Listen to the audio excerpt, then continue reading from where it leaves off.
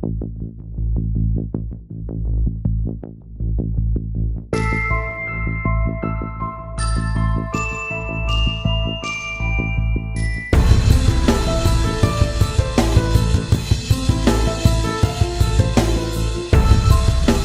afternoon YouTube, it's Mike Grimlock. I'm back again with another video for you. Today I'm going to be having a little look at this wee fella.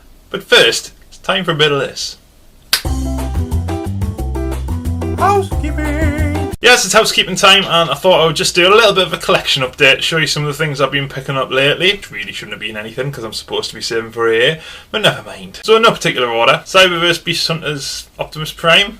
Picked him up yesterday at a market for £2. Not bad. His bot mode's alright, but I really don't like his vehicle. I did a couple of trades with the awesome Dave's Transformers Junk Heap the other day, and I got out of it a rather spiffing Terror Dive and the Panel-tastic Classics Ironhide. For some reason I really like this, but I don't know why, because I shouldn't. I was working down in Ashby de la Zouch a while ago, and when I was there, I took the opportunity to nip over and see Ray and have some tea with him. What a lovely bloke he is. While I was there, I copied some Transformers comics off my tablet onto his laptop. And while I was doing that, he came out with this giant suitcase and he says, oh, in here is a load of random stuff. Some are junkers, some are in slightly better condition. Take your pick. My mind was blown. So I ended up with a giant box full of G1 related goodness, basically. Some other bits and bobs too. Box of goodness! Oh my word, look at all the things in here. Seriously though, there's some pretty decent projects in here that are going to keep me on for some time. Pretty much the highlight of the whole thing, for me, and this is where Ray comes into his own as being a properly generous person, was this. An almost complete Optimus Prime. And he does have a broken smokestack, but other than that, he's got his fists, he comes with Roller, he's got all of Roller's missiles and accessories except for the hose pipe. Oh, Rayman, honestly, I still haven't got over how amazing this is. This is actually my first ever G1 Optimus Prime.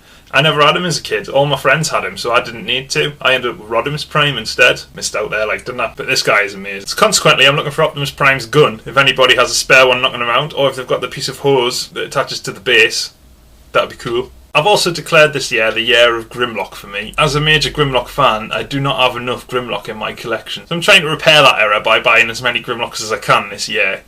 And I've started off with some of the worst examples of Grimlock. For 15 quid off eBay, I got a complete Pretender Grimlock. And do you know what? I actually quite like him. I know he's terrible. I know he's awful. But there's something about him that I just really, really like. Paid a little bit more for this than I would have liked, but I was slightly drunk when I bid on it, so that's what happens on eBay. There's a warning for you folks. This is a mint on card Action Master Grimlock, actually signed by Greg Berger.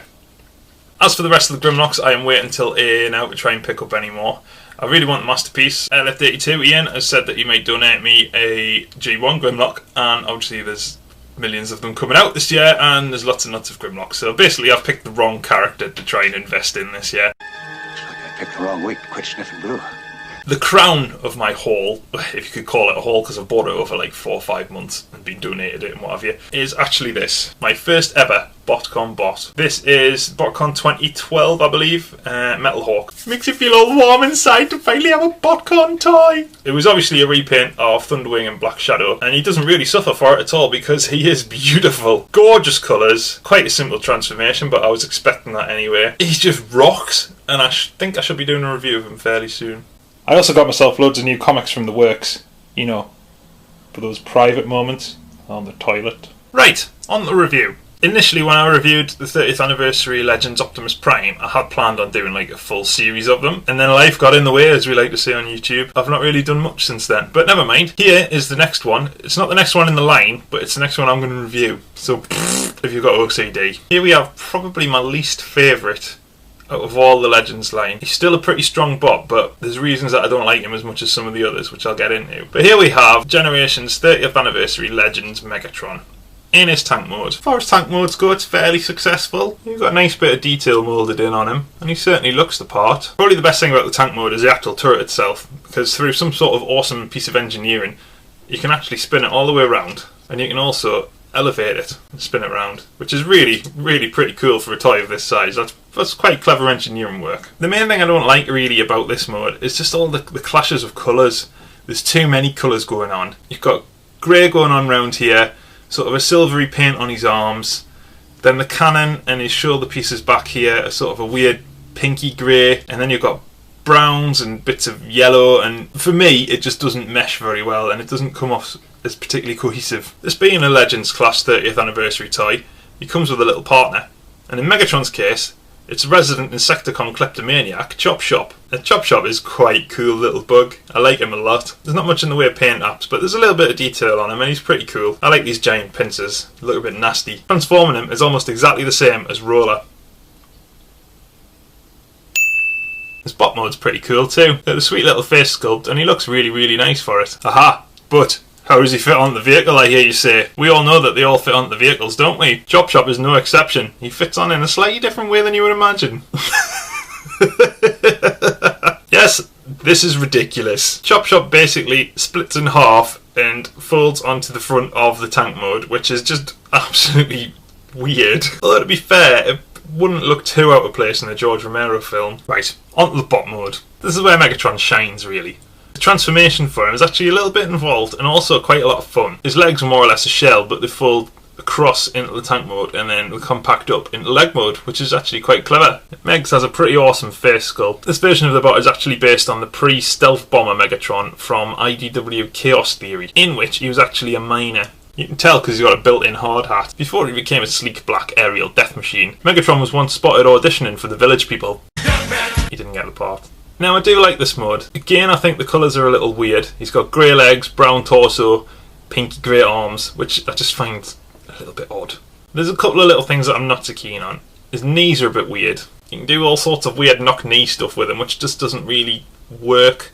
But that's kind of part of the transformation, so I had to be there, I suppose. The other thing I'm not so keen on with Megs' robot mode is this fusion cannon here. It's so piddly and thin and weak and dodgy looking. It looks like a Seeker's null ray. It doesn't look like a glorious death cannon that he can wield on his arm. But then I kind of understand why that is, because can you imagine what the tank would look like with a giant cannon of doom on it? Awesome! As with all the other Legends from this line, Chop Shop fits on Megatron, but in this instance he doesn't turn into a gun. He's more of a melee weapon for Megatron to wield. Again, as with all the Legend toys, Megatron is pretty well articulated. Knee hinge, ball jointed hips, ball jointed arms, ball jointed elbows. He's even got a ball jointed fusion cannon. His head's on a really tight mushroom peg, so it does turn, but it just doesn't like to. When I say that I think this is the worst, that should give you an indication of how strong this line is, because I absolutely love every single one that's been produced so far, and I've got the new ones on order, Tailgate and Scrapnel, can't wait for them. So whilst this is a good Megatron, and I do like him, in regards to the rest of the line, I don't like him as much. And that pretty much sums up the feelings on... Where's he gone? Chop Shop! Is that you? Bye!